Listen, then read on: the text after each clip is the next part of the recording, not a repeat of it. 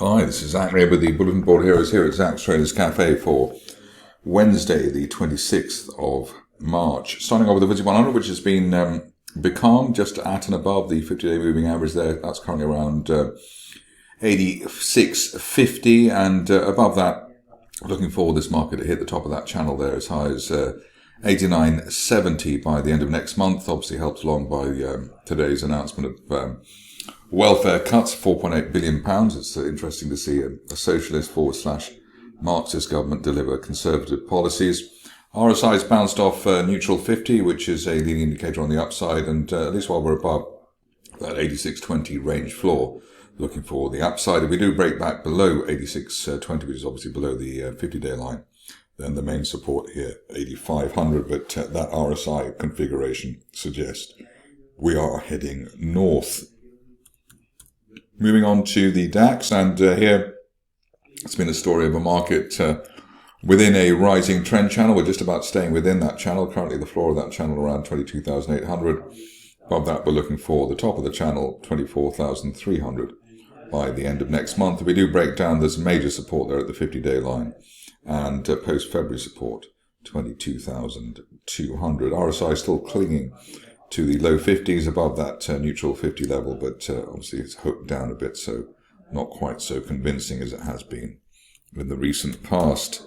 Next up is the Dow, and here we can see that we have the right market, that is. We can see that this market has bounced well, gapped through the rising 200-day line, which is normally a decent buy signal in its own right. We've got the 50-day moving average as resistance, 43,400. And we're looking for that while there's no end-of-day close back below the 200-day line and basically 42,000. RSI still below neutral 50, so that is a slight worry. And I suppose that's reflected in the pullback that we had later in the session yesterday. Moving along to Bitcoin, where the famous shorter is presumably still in there and still offside, sold at 84,000. We're just creeping up to the 50-day line there at just under 90,000, which was the target once we were above the 200-day moving average at 85,000. Floor of the channel there at 81,800, and that's hopefully the support that this market will have. If we do break through, obviously there's a solid wall there at 100,000 to contend with. Moving on to gold, and here I suppose it's all about consolidating, and it's consolidated well, rather higher than the old resistance. The old resistance around 29.80, the new support around 3,000. And that's also the floor of the rising trend channel from December. Top of the channel there heading for 3,200, which we're looking for by the end of next month, or perhaps even sooner. Moving on to the stocks, and starting off with Empyrean Metals. Here you can see that we've had a decent broadening triangle break, breaking the 50-day line. Basically, the trigger there was around the 007 level, the 200-day line at 0.1 pence and above that, looking for up to 0.16 by the end of next month. If we can do that, obviously, we need to get that end-of-day close above the 200-day line, which has been the block on progress over the recent past. You can see the sellers came in about a centimetre above that 200-day line in the recent past.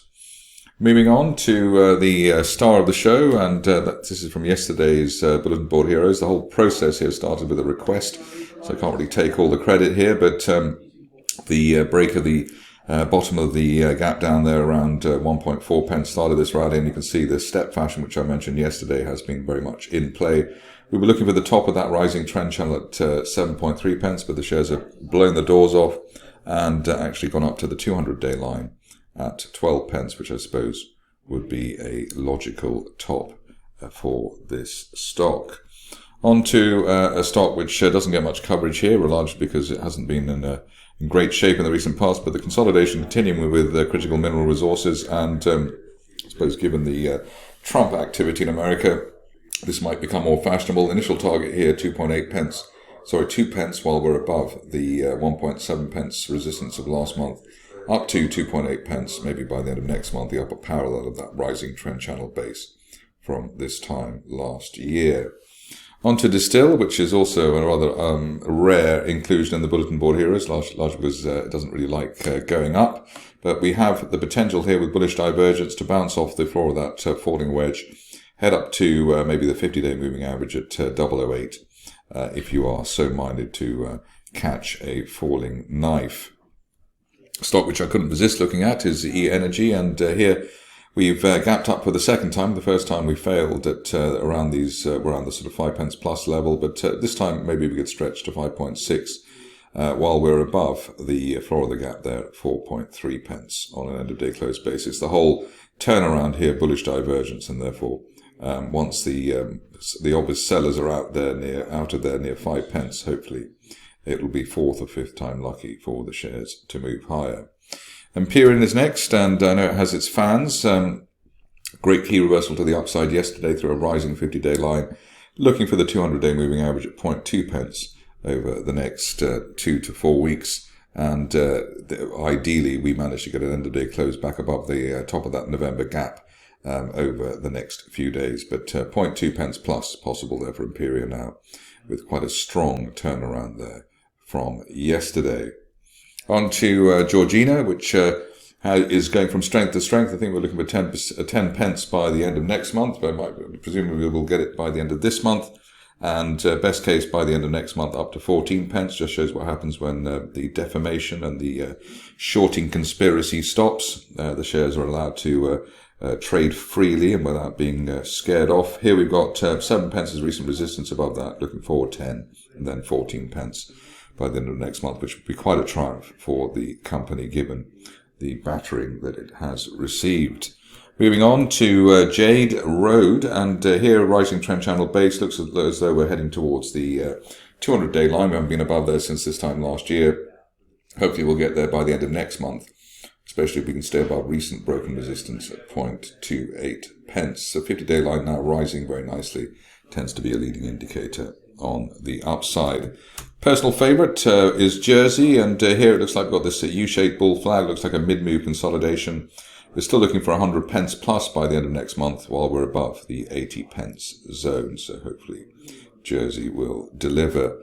Also looking at Katoro today, it looks as though here we've got a potential turnaround, bullish divergence going into the lower lows that we had at the beginning of the week, and that line hopefully will support the stock, that line there from November. Looking for the 200-day line at 007.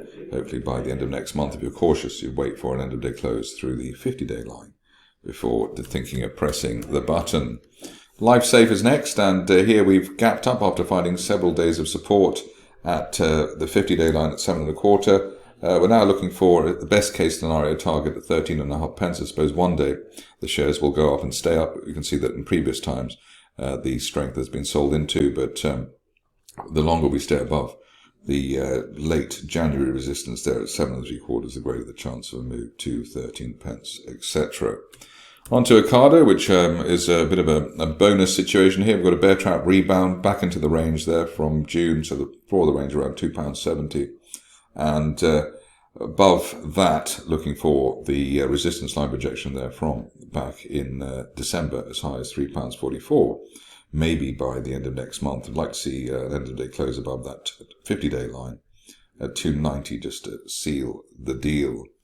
Next up is Quantum Blockchain, and here bouncing off the floor of this rising trend channel base, that's around 0.7 pence. Looking for up to 1.4 pence and filling that gap down that we had back in January by the end of next month. A punchy call, but while we're above the 200-day line at 0.77, that's what we're looking at.